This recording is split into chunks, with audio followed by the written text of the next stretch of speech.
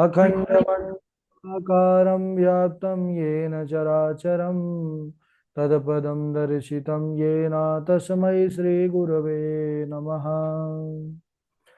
श्रीराम राम रघुनंदन राम राम, श्रीराम राम भरताग्रज राम राम, श्रीराम राम रणकर कस राम राम, श्रीराम राम शरणं भव राम राम।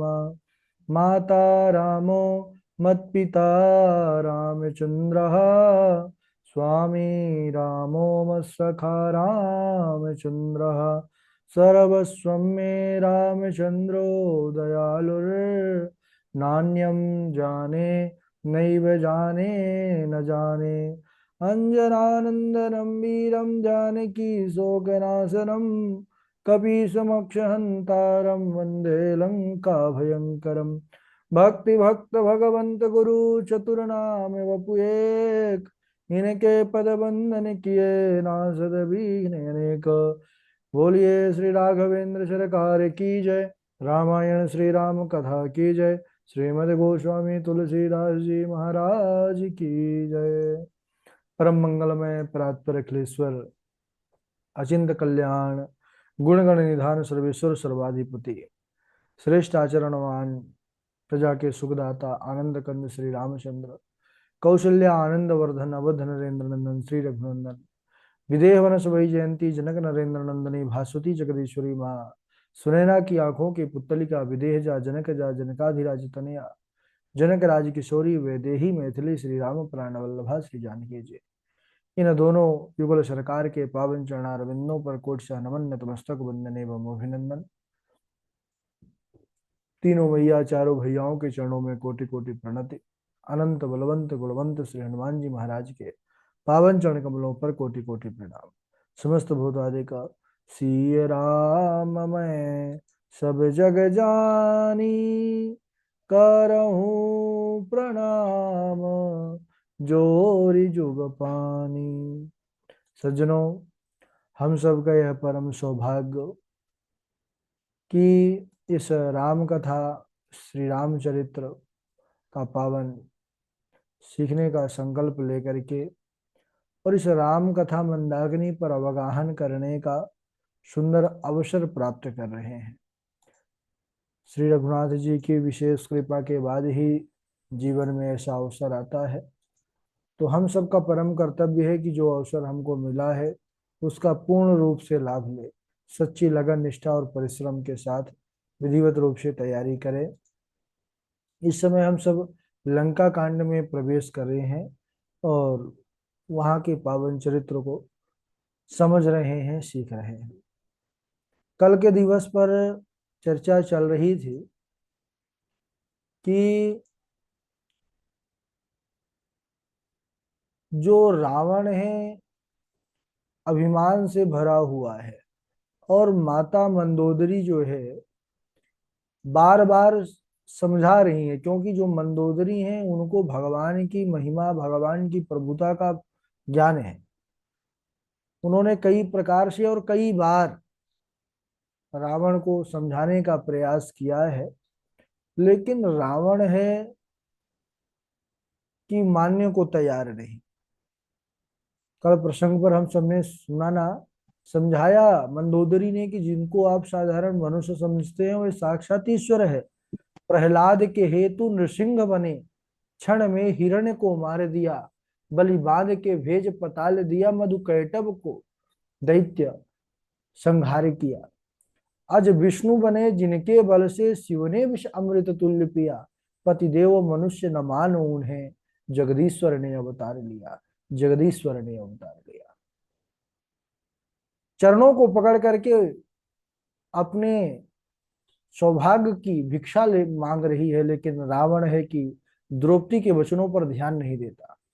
वो द्रौपदी कह रहे मंदोदरी, मंदोदरी कह रही है कि नाथ, नाथ शीघ्र ही लंक से सीता करिए दूर, जिससे मेरे भाल का दूर न हो सिंदूर।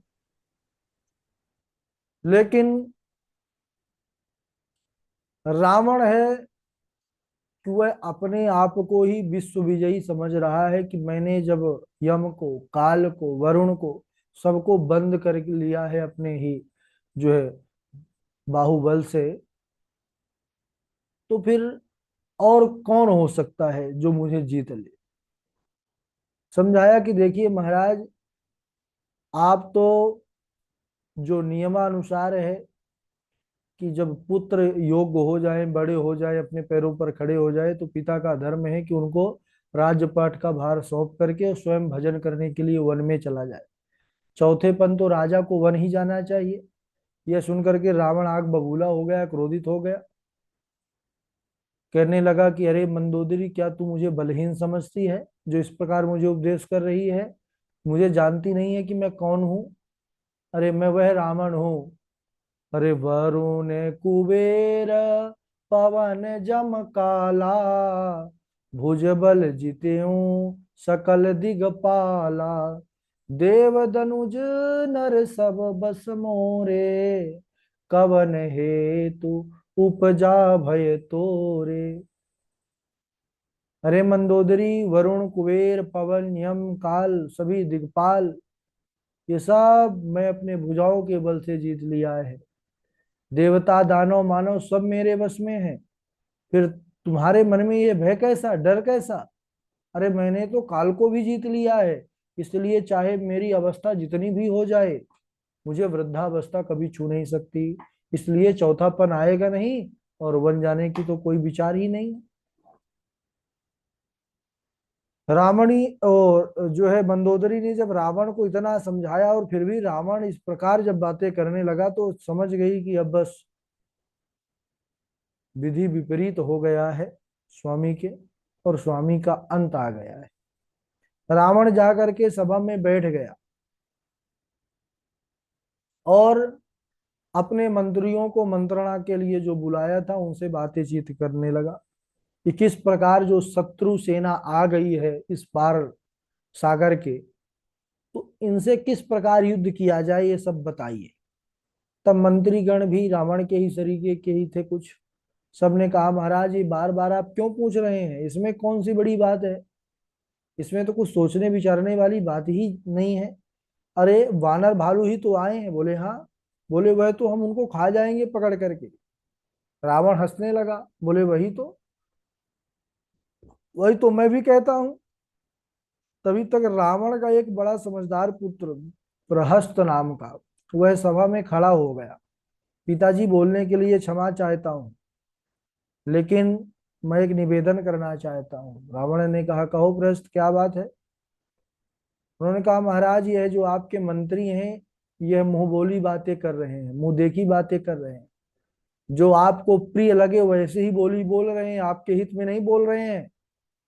रावण आश्चर्यचकित, क्या बात कर रहे हो? बोले हाँ पिताजी,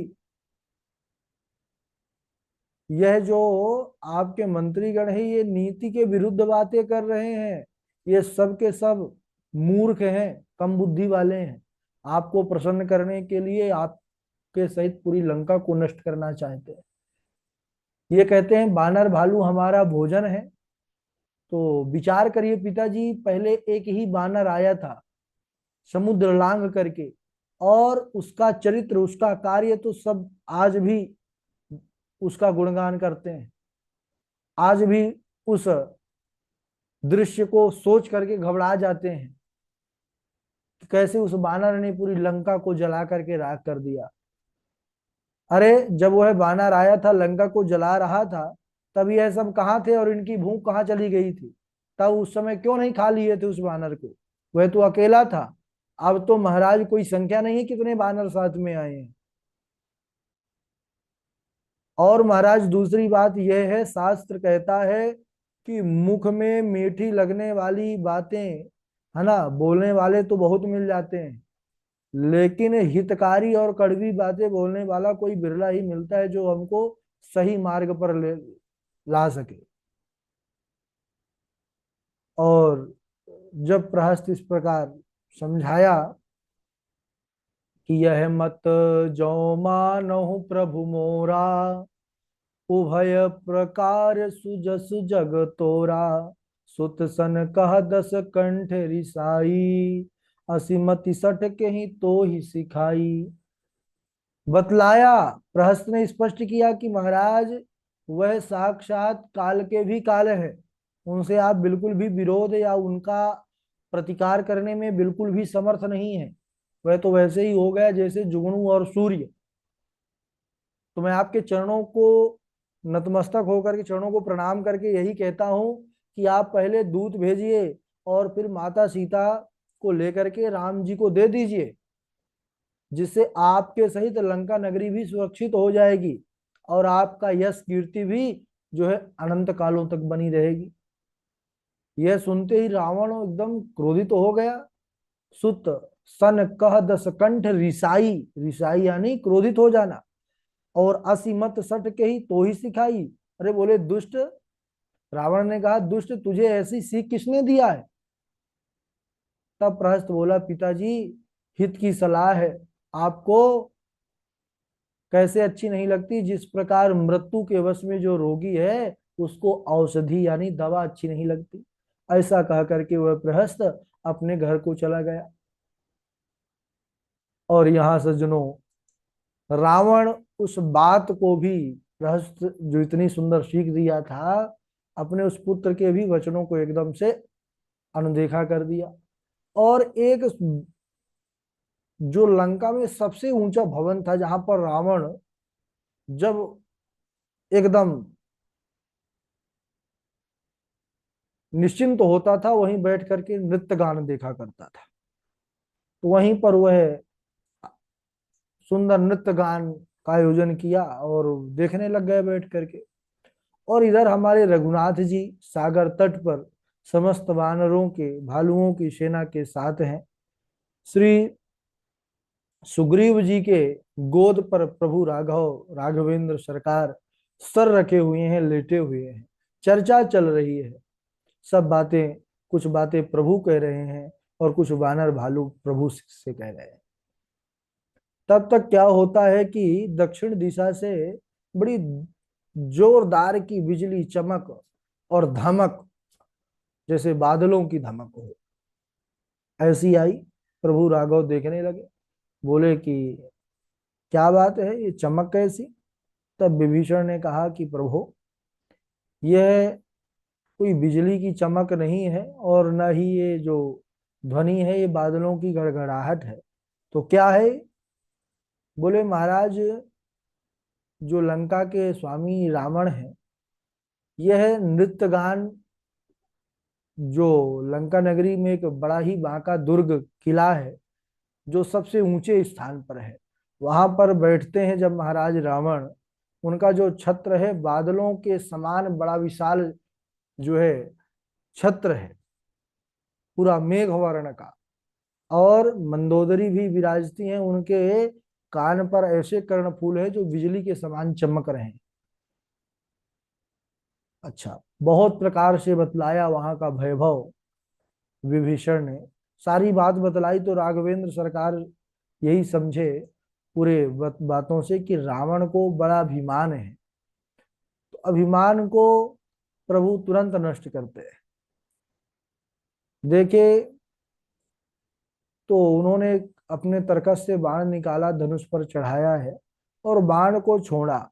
वह बाण किसी ने देखा नहीं और वह राम जी ने बाण छोड़ा नहीं कि उधर रावण का छत्र, रावण का मुकुट और मंदोदरी के दोनों कर्णफूल यह कट करके गिर गए पृथ्वी पर।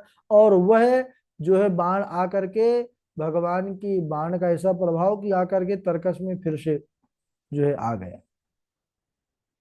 सारी जितनी भी सभासद बैठी हुई थी सब आश्चर्य में पड़ गई कि ना तो भूकंप आया, ना ही तूफान आया, ना ही कोई अस्त्र शस्त्र दिखाई पड़ा। तो फिर यह हमारे जो है राजा महाराज रावण का छत्र कट करके उनका मुकुट और महारानी के ये दिव्य जो कर्णफूल है ये कैसे कट करके गिर गए? ये तो बड़ा अपशगुन है, भयंकर अपशगुन है। ऐसे ऐसे बातें होने लगी। रावण जो है जब सुना सभी लोगों के मुख से कि अरे ये मुकुट गिरना तो बड़ा अशुभ है, तो रावण हंसने लगा, अभी भी वे गर्भ में डूबा हुआ है। कहता है अरे सिरों का गिरना भी जिसके लिए निरंतर शुभ होता है, मुकुट गिरना उसके लिए शुभ कब से होने लगा। मंदोदरी रोने लगी और पुनः इस जो है मंदोदरी रावण के चरणों को पकड़ करके समझाती है कि नाथ मेरी बात आप मान लीजिए। अच्छा, कर्णफूल राम जी के बाणों से कटा है मंदोदरी का, मानो प्रभु राघव का बाण जो मंदोदरी के कर्ण है उससे स्पर्श हो चुका है। तो प्रभु के बाणों का समर्थ, मानो मंदोदरी के अंदर दिव्य ज्ञान प्रकट हो गया, प्रभु के स्वरूप को और अच्छे से वह समझ गई और रावण को समझा रही है। पहले भी समझाई है, लेकिन इस बार समझा कितने सुंदरता से रही है, यह भी एक जो दर्शन करने योग्य है।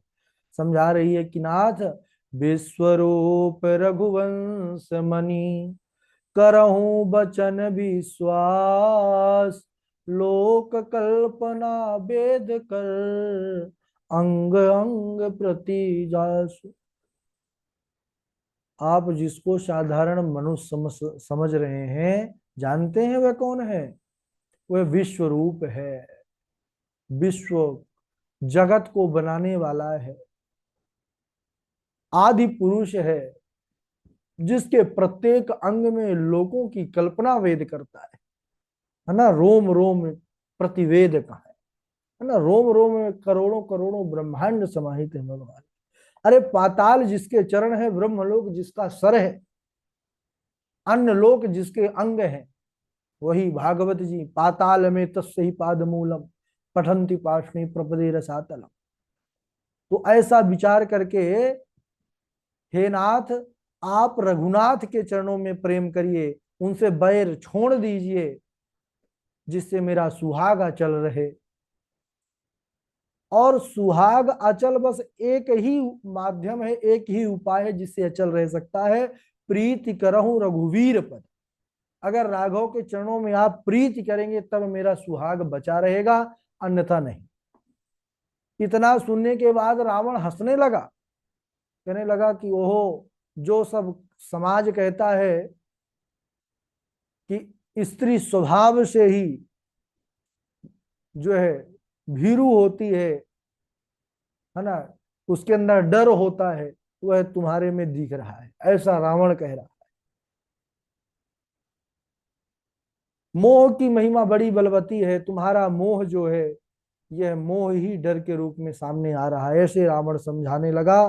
तब मंदोदरी समझ गई कि अब प्रियतम का अंत नजदीक आ चुका है और इनको समझाना व्यर्थ है। कैसा व्यर्थ है? बोले फूल पर नवेद, जदपि सुधा बरसहि जलद, मूरख हृदय न चेत, जो गुरु मिलहि बिरंचि समो। कहते हैं कि मूरख हृदय न चेत, जो गुरु मिलहि बिरंचि सम। जो एकदम भगवत भक्ति से विमुख है, उसको सद का ज्ञान नहीं है, तो फिर आप चाहे स्वयं ब्रह्मा शिव आकर के क्यों ना समझाने लग जाएं, फिर भी वह समझने वाला नहीं है। क्योंकि फिर उसको सब उल्टा ही, कोई कितना भी अच्छा समझाए तो उसको उल्टा ही जो है तो मालूम पड़ता है। जैसे बादल सुंदर अमृत के समान जल बरसते हैं, लेकिन फिर भी जो वेत है वह ना तो फलता है और ना ही फूलता है, चाहे वह बादल अमृत ही क्यों ना बरसा दे। ऐसे ही जो मूर्ख है, मूर्ख का तात्पर्य यह है कि जिसके अंदर विवेक नहीं है, उसको चाहे स्वयं ब्रह्मा विष्णु आकर के ही क्यों ना बारंबार समझाएं, उसको बात समझ में आने वाली नहीं है। यद्यपि रावण स्वयं पंडित है, फिर भी वह विवेकहीन हो चुका है, वह विचार, उसका विवेक काम नहीं कर रहा है। इसलिए मंदोदरी का इतना समझाना भी व्यर्थ है। इधर प्रातः काल हुआ, प्रभु राघव सभी मंत्रियों को बुला करके अब सलाह ले रहे हैं कि अब क्या करना चाहिए। तब जाम्बवंत जी ने कहा, प्रभु यद्यपि तुम सर्वज्ञ प्रभु, कहो स्वमति अनुसार, दूत बना करके भेजिए पहले अंगद कुमार, ओ बाली कुमार यानी अंगद को, कि नाथ वैसे तो आप सर्वज्ञ हैं, आपको कुछ करने की आवश्यकता नहीं है, क्योंकि जामवंत जानते हैं कि प्रभु कौन है, जो संकल्प से ही ब्रह्मांड को रचने वाले हैं, भ्रकुटी टेढ़ी मात्र से करोड़ों ब्रह्मांडों का विलय करने वाले हैं। तो रावण जैसे मारने के लिए प्रभु को रणनीति बनाना यह कहीं से कोई शोभा नहीं देता। लेकिन फिर भी प्रभु आप अगर लीला कर रहे हैं तो पहले बाली तनय, बाली पुत्र अंगद को भेजिए। अंगद सब प्रकार से बल बुद्धि में जो है तो श्रेष्ठ हैं, उनको भेजिए कि रावण के पास जाए और अंतिम बार उसको सचेत करे। तब प्रभु राघव को भी यह अच्छा लगा है और अंगद को भेजें। और हम सब जानते हैं अंगद किस प्रकार जाकर के रावण की सभा में सबके बल को निस्तेज करते हैं, और स्वयं रावण को भी अंगद के सामने झुकना पड़ा। वह प्रसंग हम अगले दिवस आज यहीं तक, किस प्रकार पैर जमाते हैं, बड़े से बड़े वीर भी उनके पैर को हिला नहीं पाए। बोलिए राघवेंद्र सरकार की जय। बारी बारी से आप लोग चौपाई सुनाएंगे। सर्वप्रथम हमारे देवेश जी हैं, देवेश जी के बाद पूर्वी जी हैं, और शांभवी जी हैं, नेहा जी हैं, पावनी जी हैं, शांभवी, हाँ शांभवी जी, नैना किशोरी जी, सुष्मिता जी, चेतना जी और रसिका जी, जय जी। चलिए,